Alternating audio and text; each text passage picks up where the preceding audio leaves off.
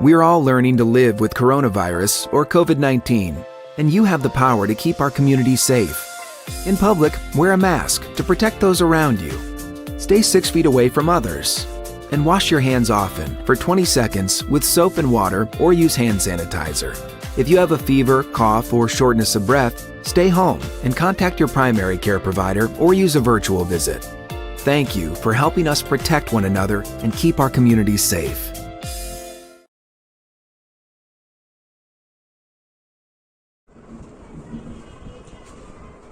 Hi everyone, welcome back. दोस्तों, स्वागत है आप सभी का केम हाउस में। आज का जो टॉपिक हम लोग स्टार्ट करने वाले हैं, हम लोग रिडॉक्स रिएक्शन हम लोगों का चल रहा है कोऑर्डिनेशन केमिस्ट्री के अंदर। और आज की जो हमारी रिएक्शन है रिडॉक्स रिएक्शंस के अंदर, वो है दोस्तों इनर स्पेयर मैकेनिज्म। दोस्तों, ये जो रिएक्शन है हमारे आज की, ये बहुत ही इंपॉर्टेंट है। इसमें बहुत सारे कंसेप्ट है। अगर हमने इसको कंपेयर किए आउटर स्पेयर मैकेनिज्म से दोस्तों, तो सब में ज्यादा एग्जाम्स में पूछी गई यही रिएक्शन है, इनर स्पेयर मैकेनिज्म। ठीक है, अभी जो प्रीवियस ईयर का हमारा पेपर था CSIR नेट का नवंबर वाला जो अभी जो पेपर हुआ है दोस्तों, तो इसमें भी इस पे क्वेश्चंस आया हुआ है CSIR में। ठीक है, नेट में भी क्वेश्चन पूछा है अभी प्रीवियस ईयर के। और साथ ही साथ जो गेट का पेपर था हमारा, गेट का जो पेपर दोस्तों हमारा, इसमें भी इस पे क्वेश्चंस आया हुआ है। ठीक है, तो ये जो हमारी आज की रिएक्शन है दोस्तों इनर स्पेयर मैकेनिज्म, इस पे प्रीवियस ईयर बहुत सारे क्वेश्चंस आ चुके हैं। 17 में आया है, 18 में भी इस पे क्वेश्चंस आ चुका है। तो अगर आपने कंपेयर करा दोस्तों आउटर स्पेयर को और इनर स्पेयर को, अगर आपने कंपेयर किए तो सब में ज्यादा जो क्वेश्चन पूछे गए हैं इसी वाले रिएक्शन पे क्वेश्चन पूछे गए हैं। ठीक है, क्योंकि दोस्तों इस वाले रिएक्शन में बहुत सारे कंसेप्ट होते हैं। ठीक है, और इसमें एक स्टेप और एक्स्ट्रा होती है। जैसा कि हम लोगों ने कहा था कि आउटर स्पेयर मैकेनिज्म में वहां पे जो होता है इलेक्ट्रॉन जो ट्रांसफर होता है, वहां पे ना ही बॉन्ड ब्रेक होता है ना ही बॉन्ड बनता है। लेकिन इस वाली रिएक्शन में दोस्तों इनर स्पेयर मैकेनिज्म में यहाँ पे बॉन्ड ब्रेक भी होता है और बॉन्ड फॉर्मेशन भी होता है। और इसमें जो हम इलेक्ट्रॉन ट्रांसफर करते हैं, इसमें ब्रिजिंग लिगैंड्स के थ्रू इलेक्ट्रॉन ट्रांसफर होता है। ठीक है, तो चलो हम ये सभी चीजें हम लोग अभी स्टार्ट करते हैं। हम लोग सबसे पहले क्या करेंगे, जो बुक से हम लोग कवर करने वाले हैं हमारी आज की रिएक्शंस इनर स्पेयर मैकेनिज्म, वो बुक से अजय कुमार से हम लोग इसे कवर करेंगे। उसके बाद हम डिस्कस करेंगे जेम्स हुई को, और कुछ पॉइंट्स दोस्तों हम लोग आज रामालिंगम की बुक से भी लेने वाले हैं।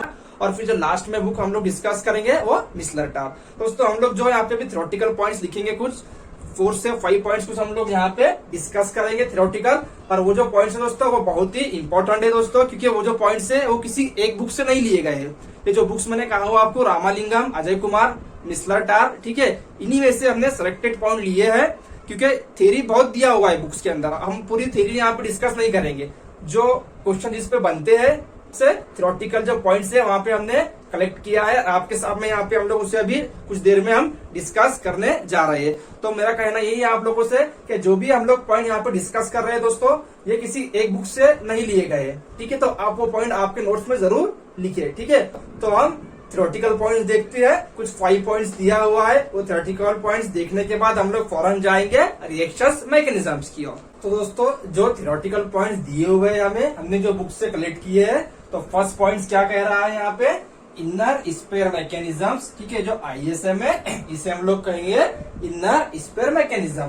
Inner sphere mechanisms are more complicated than outer sphere mechanisms because in addition to electrons transfer bound are broken and made. यानी क्या कह रहा है, पॉइंट नंबर फर्स्ट, आपका जो इनर स्पेयर मैकेनिज्म होगा भाई, जो उसमें इलेक्ट्रॉन ट्रांसफर होगा, ठीक है, तो वो किस तरह से होगा, वहां पे बॉन्ड ब्रेक भी होगा और बॉन्ड मेकिंग भी होगा, जिसकी वजह से वो कॉम्प्लिकेटेड हो गया है आउटर स्पेयर से। क्योंकि हमने देखा है कि आउटर स्पेयर में ना ही बॉन्ड वहां पे ब्रेक होता है और ना ही बॉन्ड फॉर्मेशन होता है।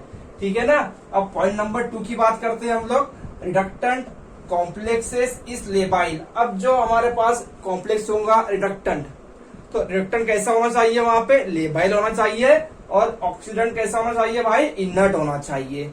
अब ऑक्सीडेंट किसे कहते हैं और हमारा जो होता है रिडक्टेंट किसे कहते हैं, ये दोनों ही कंसेप्ट दोस्तों हमने ये दोनों ही चीजों पे हमने फोकस आउटर स्पेयर में बहुत अच्छी तरह से किया है। वहां पे हमने कहा है कि रिडक्टेंट कौन होगा और ऑक्सीडेंट कौन होगा। रिडक्टेंट के लिए क्या कंडीशन चाहिए होती है और ऑक्सीडेंट के लिए क्या कंडीशन चाहिए होती है। ठीक है, जिन लोगों ने अभी तक हमारा प्रीवियस का वीडियो नहीं देखा है या जो लोग हमारे इस चैनल पे न्यू है तो वो हमारा प्रीवियस का वीडियो जरूर देख ले। आउटर स्पेयर मैकेनिज्म जो फर्स्ट वाला था पार्ट 1, उस पर हमने बहुत ही बेसिक से वहां पे डिस्कस किया है रिडक्टेंट पे और ऑक्सीडेंट पे। ठीक है, इलेक्ट्रॉन कहां से जाएगा और कौन गेन करेगा। अब नेक्स्ट क्या बोल रहा है, जो ऑक्सीडेंट होगा inert complex containing at least 1 bridging ligand. ये इंपॉर्टेंट पॉइंट है, जो आपके पास ऑक्सीडेंट होगा इनर्ट वाला, ठीक है, उसके पास क्या चाहिए, एटलीस्ट 1 ब्रिजिंग लिगेंड चाहिए। अब ब्रिजिंग लिगेंड्स क्या होते हैं, ये क्या काम करते हैं इस रिएक्शंस में दोस्तों। अगर हमें डिफरेंशिएट करना है आउटर स्पेयर में और इनर स्पेयर में, तो यही ब्रिजिंग लिगेंड से हम लोग डिफरेंशिएट करते हैं भाई, क्या इसके पास ब्रिजिंग लिगेंड है इस वाले कॉम्प्लेक्स के पास, यानी ये जाएगा इनर स्पेयर मैकेनिज्म से। ठीक है, अब जो ब्रिजिंग लिगेंड है हम वो भी अभी आगे देखते हैं। ब्रिजिंग लिगेंड कैसा होना चाहिए, कौन से ब्रिजिंग लिगेंड में इलेक्ट्रॉन ट्रांसफर फास्ट होता है, किसमें स्लो होता है। ठीक है, ये सभी चीजें हम लोग डिस्कस करेंगे दोस्तों। अब जो आपका ब्रिजिंग लिगेंड होगा यहाँ पे, अगर उसके पास एक्सटेंडेड कंजुगेशन होगा, यानी अगर उसके पास जितना ज्यादा कंजुगेशन होगा आपके लिगेंड्स के अंदर, ब्रिजिंग लिगेंड्स में पाई कंजुगेशन होगा, उतना ही वो फास्ट क्या करेगा दोस्तों, इलेक्ट्रॉन ट्रांसफर करेगा। अब जो लास्ट वाला पॉइंट डिस्कस किया है, in inner sphere mechanism electron transfer fast e g orbital to e g orbitals, यानी रिडक्टेंट से जाएगा ऑक्सीडेंट में। हमें पता है भाई रिडक्टेंट क्या करता है, इलेक्ट्रॉन प्रोवाइड करता है किसे, ऑक्सीडेंट को। ठीक है, तो यहाँ पे हम ये भी लिख सकते हैं रिडक्टेंट टू ऑक्सीडेंट, लेकिन कौन से वाले ऑर्बिटल में, sigma star to sigma star. दोस्तों हमने आउटर में क्या देखा था, आउटर में कौन से वाले ऑर्बिटल से रेट ऑफ रिएक्शन इंक्रीज हो रहा था, पाई टू पाई स्टार में। ये सभी जो छोटे छोटे कंसेप्ट होते हैं दोस्तों, ये याद रखो, क्योंकि इस पे ये क्वेश्चंस बनने की चांसेस होता है। हो सकता है इस बार थ्योरेटिकल से क्वेश्चन उठा ले। ठीक है, तो हमें हर बारीक से बारीक चीज पे यहाँ पे फोकस करना है, हर छोटे से छोटे कंसेप्ट पे हमें यहाँ पे दोस्तों फोकस करना पड़ेगा, क्योंकि ये जो हमारे रिएक्शन है इनर स्पेयर मैकेनिज्म, क्या पता इससे कौन सा क्वेश्चन पूछ ले, क्योंकि इस पे बहुत सारे क्वेश्चन ऑलरेडी बन चुके हैं। अब हम चलते हैं हमारे रिएक्शंस की ओर, किस तरह से यहाँ पे रिएक्शंस होंगी, इलेक्ट्रॉन ट्रांसफर कौन सी मेथड से होगा, इसका जो मैकेनिज्म बताया है हमें वो तोबेस ने बताया है। तोबेस ने क्या बताया है, मैकेनिज्म कोबाल्ट वाला कॉम्प्लेक्स दिया है और क्रोमियम वाला कॉम्प्लेक्स दिया है, जो आपको रिसेंटली में जो आया था अभी CSIR नेट नवंबर 2020 में जो क्वेश्चन आया था, जो कॉम्प्लेक्स दिया था दोस्तों, वही कॉम्प्लेक्स पे स्टडी किया हुआ है तोबेस ने। तो हम भी उसी कॉम्प्लेक्स से यहाँ पे रिएक्शन स्टार्ट करते हैं। पहले हम लोग रिएक्शन देखते हैं, उसके बाद हम लोग देखेंगे उसका मैकेनिज्म। तो दोस्तों ये जो रिएक्शंस है, ये रिएक्शंस दिया है आपको अजय कुमार में भी मिल जाएंगे आपको रिएक्शंस, ये मिसलर टार में भी मिल जाएंगी और जेम्स टुई में भी मिल जाएंगी। और यही रिएक्शंस आपको पूछा था CSIR में रिसेंटली में, क्योंकि यही दोस्तों कॉम्प्लेक्स पे डिस्कस किया है तोबेस ने, यही कॉम्प्लेक्स पे स्टडी किया है। जो फर्स्ट कॉम्प्लेक्स था इनर स्पेयर मैकेनिज्म्स का, यही था। ठीक है, अब इलेक्ट्रॉन ट्रांसफर किस तरह से होगा, क्या प्रोडक्ट बनता है, कौन से वाले ऑर्बिटल से जाएगा, ये सभी हम लोग छोटी से छोटी चीज यहाँ पे दोस्तों डिस्कस करेंगे। तो हर पॉइंट पे फोकस करो दोस्तों, क्योंकि ये रिएक्शन बहुत ही ज्यादा इंपॉर्टेंट है आपके अपकमिंग एग्जाम्स के लिए। ठीक है, तो सबसे पहले हम लोग क्या करेंगे, इसमें ऑक्सीडेंट कौन होगा और रिडक्टेंट कौन होगा। हम लोग स्टार्ट करते हैं बेसिक्स से पहले। तो चलो यहाँ पे हम पहले आइडेंटिफाई करेंगे भाई का कौन सा वाला ऑक्सीडेंट हो सकता है, कौन रिडक्टेंट हो सकता है, कौन इलेक्ट्रॉन देगा और कौन इलेक्ट्रॉन गेन करेगा। तो जैसे हमने 5 पॉइंट्स लिखा था, उसमें क्या कहा था उसने, जो ऑक्सीडेंट होता है उसके पास क्या चाहिए, ब्रिजिंग लिगेंड चाहिए। उसके पास क्या चाहिए भाई, ब्रिजिंग लिगेंड चाहिए। और जो ब्रिजिंग लिगेंड होगा वो वाला कॉम्प्लेक्स आपका इनर्ट होना चाहिए। वो वाला कॉम्प्लेक्स कैसा होना चाहिए आपका, इनर्ट। तो दोस्तों यहाँ पे ये जो दिख रहा है आपको क्लोरीन, ये जो क्लोरीन दिख रहा है भाई, ये क्या है आपका, ब्रिजिंग लिगेंड्स है। ये कौन सा लिगेंड्स हो गया आपका, ये हो गया ब्रिजिंग लिगेंड्स।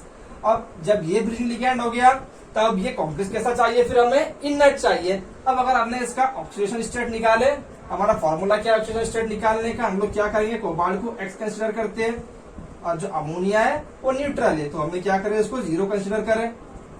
इसके बाद हेलोजन कैसा नेचर होता है, अनायनिक। अनायनिक क्या होता है, ये लिगेंड्स होता है। ठीक है, निगेटिव लिगेंड्स है, कितने हैं हमारे पास, 1 क्लोरीन है, ले लिए 1 हमने, ऊपर क्या चार्ज है, +2 चार्ज आ गया। यहाँ तक क्लियर हो गया। अब क्या करेंगे, यहाँ पे हम लोग 1 +2 कितना आ गया आपका +3, यानी कोबाल्ट पे क्या चार्ज आ गया भाई +3 चार्ज आ गया।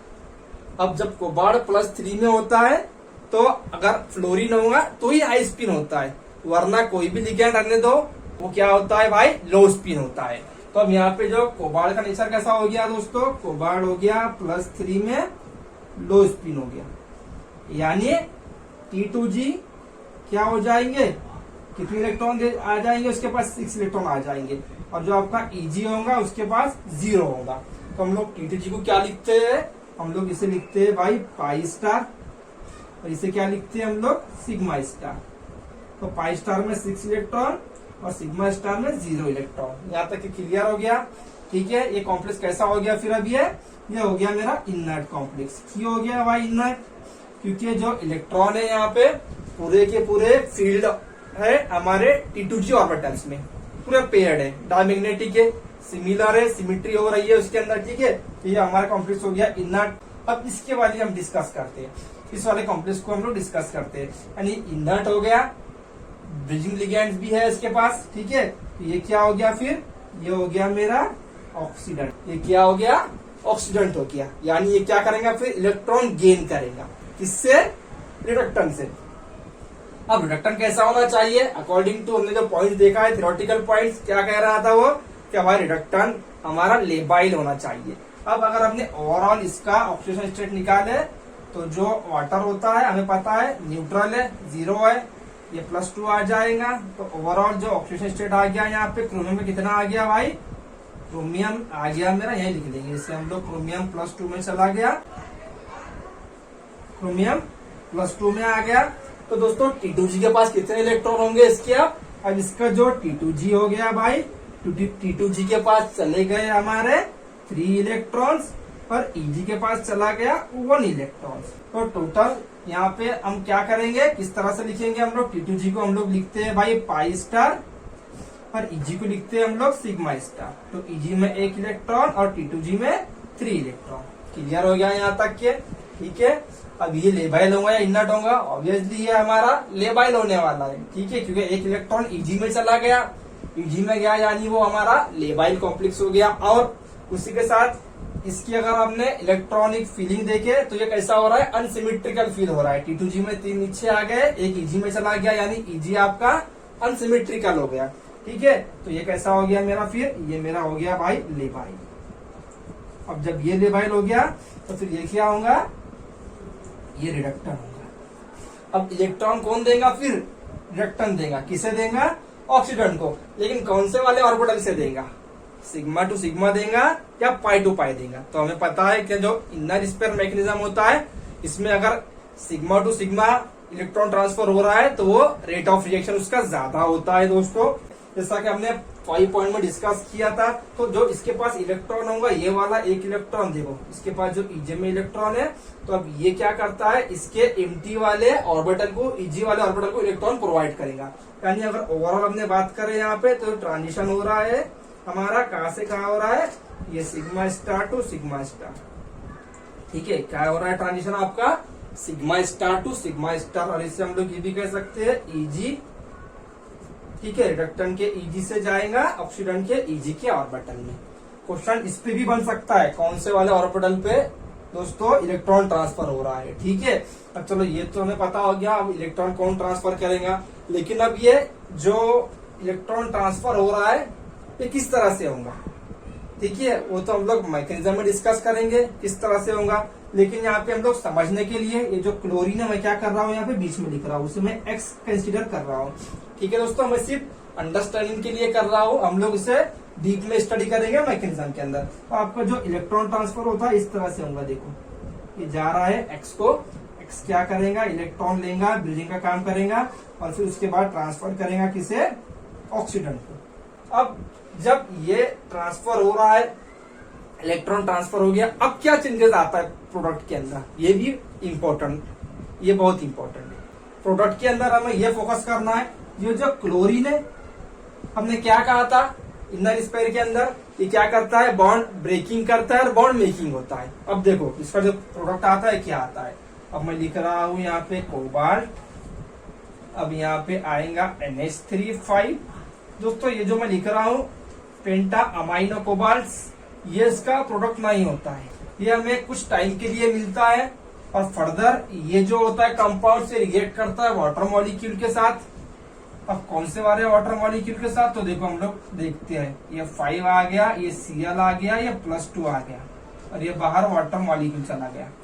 ठीक है, 6 वाटर मॉलिक्यूल थे, अब ये Cl निकल के इसके पास चला गया, यानी इस Cl ने क्या किया, कोबाल्ट के साथ बॉन्ड ब्रेक कर दिया और क्रोमियम के साथ बॉन्ड फॉर्मेशन कर दिया, यानी बॉन्ड ब्रेक भी हो गया और बॉन्ड बन भी गया। ठीक है, अब ये जो मॉइटी है ये फर्दर रिएक्ट करता है और यहाँ पे जो आपको कॉम्प्लेक्स मिलता है कुछ इस तरह से आपको कॉम्प्लेक्स यहाँ पे मिलता है H2O6 और ये +2 और बाकी का ये वाला। ठीक है, तो ये रिएक्शंस आपको दी हुई थी CSIR नेट में, 2 मॉइटी दी हुई थी यहाँ पे और पूछा था नीचे प्रोडक्ट क्या फॉर्मेशन हो रहा है। ठीक है, तो अब दोस्तों यहाँ पे ये जो मॉइटी है इसमें क्या चेंजेस आया होगा, ये जो कॉम्प्लेक्स है इसमें क्या चेंजेस आया होगा, अब हमें इसे डिस्कस करना है।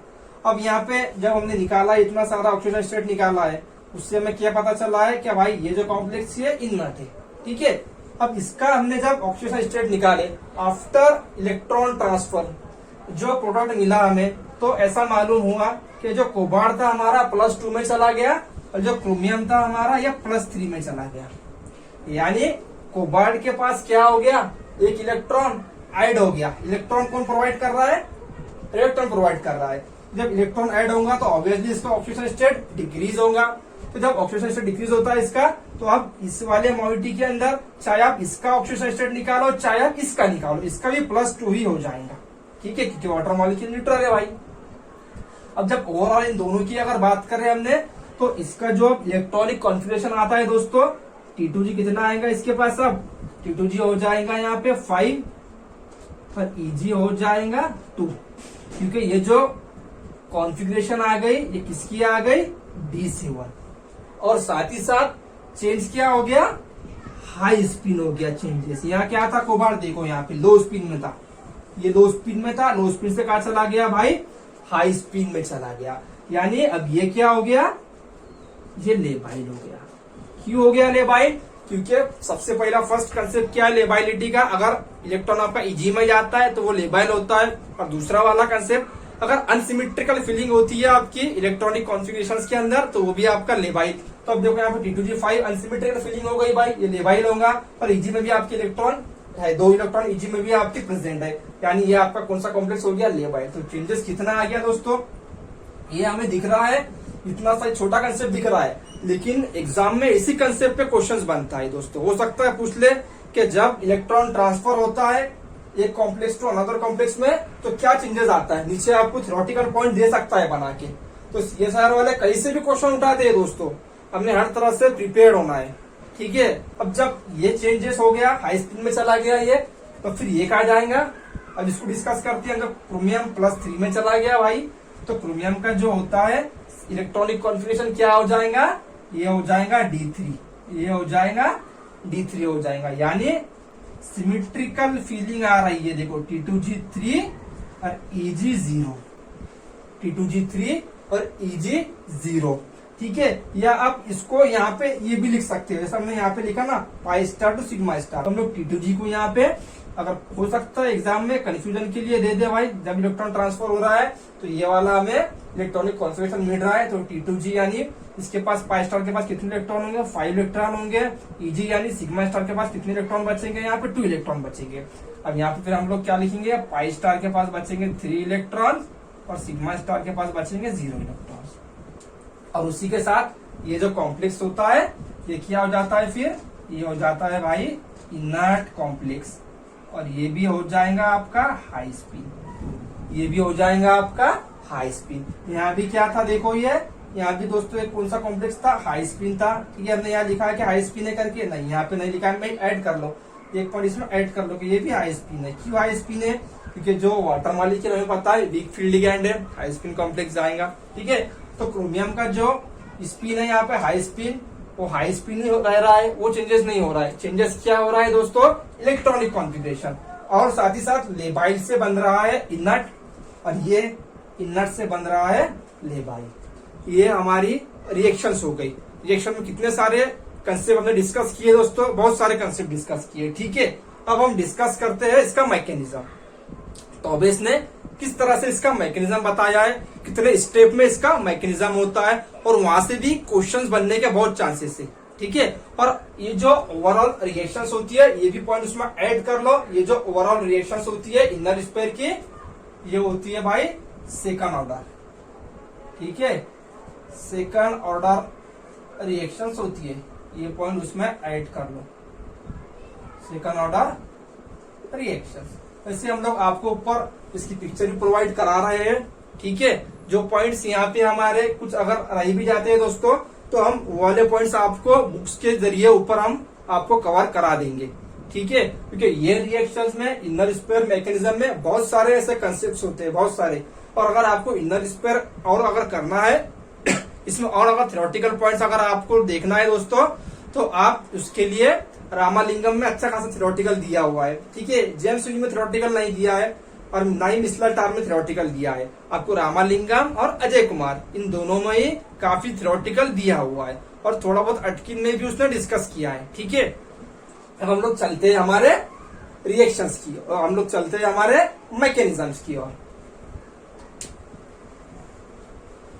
अब दोस्तों यहाँ पे हम डिस्कस करेंगे मैकेनिज्म्स अकॉर्डिंग टू टॉबेस, किस तरह से मैकेनिज्म होता है। बहुत ही इंपॉर्टेंट स्टेप्स है दोस्तों, इसके अंदर फोकस रखना। ठीक है, हमारा वीडियो आखिर तक बने रहे वीडियो के अंदर, क्योंकि हम लोग ये वाले वीडियो को दोस्तों, ये वाले टॉपिक को हम लोग एक बुक से कवर नहीं कर रहे। ऐसा हमने स्टार्ट में भी कहा है, आउटर स्पेयर के अंदर वीडियो लेंथी बनने वाली है, क्योंकि हम लोग एक टॉपिक को डिफरेंट बुक से आपके सामने यहाँ पे डिस्कस कर रहे हैं। तो जो यहाँ पे देखा गया मैकेनिज्म्स, तो सबसे फर्स्ट क्या होता है दोस्तों, ये हमारा ऑक्सीडेंट आ गया, ये हमारा रिडक्टेंट आ गया। इतना तो हमारा कंसेप्ट क्लियर हो गया है। ठीक है, उसके बाद ये हो गया भाई मेरे इनर्ट, ये हो गया लेबाइल, ये भी हमारा कंसेप्ट क्लियर हो गया है। तो मैं यहाँ पे लिख लू, मैं इसे यहाँ पे ऑक्सीडेंट लिख लेता हूँ, इसे मैं रिडक्टेंट लिख लेता हूँ। इसका चार्ज कितना आ गया यहाँ पे +3 आ गया, इसका कितना +2 आ गया। अब जब रिएक्शंस होती है तो यहाँ पे हमें जो मॉइटी मिलती है दोस्तों, कुछ इस तरह की मॉइटी मिलेगी। देखो यहाँ पे, अब मैं लिख रहा हूँ यहाँ पे ये NH3 ये आ गया CO, और जो क्लोरीन होगा हमारे पास, अब मैं क्लोरीन लिख रहा हूँ यहाँ पे, ये आ गया क्लोरीन, ब्रिजिंग में आता है। और अब इसी क्लोरीन को अटैच होता है क्रोमियम वाला कॉम्प्लेक्स, क्रोमियम आ गया। अब जो एक वाटर मॉलिक्यूल होता है यहाँ पे, वो लॉस होता है। हमें हर एक छोटे से छोटे कंसेप्ट यहाँ पे देखना है दोस्तों, हर एक स्टेप पे फोकस करना है, क्या बाहर जा रहा है, कितना चार्ज आएगा कॉम्प्लेक्स के ऊपर, ये सब चीजें देखना होता है। अब एक वाटर मॉलिक्यूल बाहर चला गया, अब ये जो मॉइटी मिलती है, इसे किसी बुक्स के अंदर कहा है प्रीकर्सर कॉम्प्लेक्स। अगर रामालिंगम में आप लोगों ने देखे तो वहां उसने कहा है एक्टिवेटेड प्रीकर्सर कॉम्प्लेक्स। ठीक है, और अगर अजय कुमार की बात करते हैं दोस्तों, तो अजय कुमार ने कहा इसे ब्रिज्ड इंटरमीडिएट। इस पे भी क्वेश्चंस बन चुके हैं दोस्तों। ठीक है, क्या मिला है हमें, ये ब्रिज इंटरमीडिएट मिला है। अब जब ये ब्रिज इंटरमीडिएट मिलता है, अब यहाँ पे होता है इलेक्ट्रॉन ट्रांसफर। अब ये जो स्टेप होती है, देखो यहाँ पे ये स्टेप फर्स्ट आपको बुक में उसने मेंशन करके दिया। स्टेप फर्स्ट में क्या होता है, ठीक है, हमारे पास इतना बड़ा बोर्ड नहीं है दोस्तों, ताकि हम पूरे यहाँ पे स्टेप बाय स्टेप लिखे, तो हम लोग क्या करेंगे, कंटिन्यू हम इसे ही कंटिन्यू कर लेंगे। जैसे हम आपको ऊपर पिक्चर प्रोवाइड करा रहे हैं, उसमें स्टेप बाय स्टेप दिया हुआ है। तो मैं यहाँ पे लिख रहा हूँ स्टेप फर्स्ट, यही लिखेंगे हम लोग एरो पे। स्टेप फर्स्ट क्या हुआ भाई, स्टेप में फॉर्मेशन ऑफ ब्रिजिंग इंटरमीडिएट। ठीक है, आप लोग वहां पे ऐड कर लो पॉइंट्स। स्टेप फर्स्ट में क्या होगा, फॉर्मेशन होता है, आपको रिवीजन के लिए आसान जाएगा, फॉर्मेशन ऑफ ब्रिजिंग, मैं शॉर्ट में लिख रहा हूँ, BR लिख रहा हूँ, ब्रिजिंग इंटरमीडिएट पहली स्टेप में। अब यहाँ पे हमें देखना क्या होता है दोस्तों, ये जो आपका कोबाल्ट होगा, ठीक है, ये कोबाल्ट और एक क्रोम, तो इसका जो ऑक्सीडेशन स्टेट था यहाँ पे क्या था भाई, +3 था। ठीक है, यहाँ पे क्या था, मैं यही लिख रहा हूँ इसी के ऊपर, यहाँ +3 था यहाँ पे, और क्रोमियम पे +2 था। अब जब इलेक्ट्रॉन ट्रांसफर होता है, तो अब देखो इलेक्ट्रॉन किस तरह ट्रांसफर हो रहा है, अब मैं इस तरह से बता रहा हूँ, आपको ये बताया हुआ है अजय कुमार में, बहुत ही अच्छी तरीके से उसने एरो से समझाया है किस तरह से आपका इलेक्ट्रॉन ट्रांसफर होगा क्लोरीन के जरिए। क्लोरीन को इलेक्ट्रॉन जाएगा और उसके बाद क्लोरीन क्या करेगा, कोबाल्ट वाले को ट्रांसफर करेगा इलेक्ट्रॉन्स। अब कोबाल्ट को जब इलेक्ट्रॉन ट्रांसफर करेगा दोस्तों, तो हमें पता है क्या, अब ये इसका ऑक्सीडेशन स्टेट कितना था, +2 था भाई। कितना था यहाँ पे क्रोमियम का, +2 था। तो अब जब ये दे रहा है इलेक्ट्रॉन, तो इसका क्या होने वाला है, ऑक्सीडेशन स्टेट बढ़ने वाला है, और इसका ऑक्सीडेशन स्टेट क्या होने वाला है, घटने वाला है, डिक्रीज होने वाला है। तो after electron transfer what will use, यहाँ पे जो मिलता है हमें, क्या मिलता है भाई, देखो यहाँ पे मैं लिख रहा हूं दोस्तों, बहुत ही इंपॉर्टेंट पॉइंट है ये। जो कोबाल्ट का ऑक्सीडेशन स्टेट है उसमें चेंजेस हो जाता है। कोबाल्ट के ऑक्सीडेशन स्टेट में यहाँ पे चेंजेस देखने के लिए हमें मिलता है, और ये बताया हुआ है आपके निस्लर टार में भी दिया हुआ है और अजय कुमार में। हम दोनों की आपको ऊपर पिक्चर प्रोवाइड करा रहे हैं दोस्तों। अब जो मिला है हमें यहाँ पे, इसका ऑक्सीडेशन स्टेट +3 हो जाएगा और इसका +2 हो जाएगा। यानी ये क्या हो गया यहाँ पे, अगर ओवरऑल देखा गया है, अगर हमने यहाँ पे ऑब्जर्व करे, ये हो गया लेबाइल, ये क्या हो गया, इनर्ट हो गया, ये हो गया इनर्ट, क्योंकि इसके पास क्या आ गया, T2G3 Eg0, इसके पास क्या आ जाएगा, T2G5 और Eg2।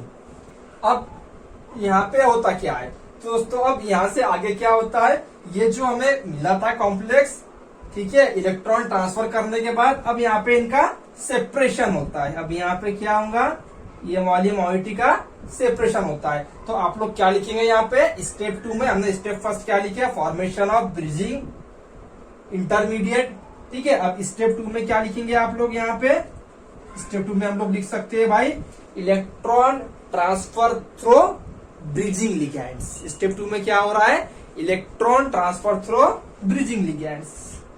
यहाँ पे जगह नहीं है हमारे पास दोस्तों, इलेक्ट्रॉन ट्रांसफर तो मैं शॉर्ट में लिख रहा हूं, transfer through bridging ligands, bridging L for ligands, ठीक है। अब जो स्टेप थर्ड, अब स्टेप थर्ड में क्या होगा, स्टेप थर्ड में क्या होता है भाई, ये जो कॉम्प्लेक्स मिला है हमें आफ्टर इलेक्ट्रॉन ट्रांसफर करने के बाद, तो इसका सेपरेशन होता है। से क्या होगा यहाँ पे, सेपरेशन ऑफ प्रोडक्ट। अब हमें प्रोडक्ट को यहाँ पे सेपरेट करना होता है, तो जो मॉइटी मिलती है हमें, अब देखो क्या होगा यहाँ पे, अब बनता क्या है, कोबाल्ट NH3 +2, ये एक मॉइटी मिलेंगे आपको, और जो दूसरी वाली मॉइटी मिलेंगी क्रोमियम की H2O5 Cl, और यहाँ पे आ जाएगा +2।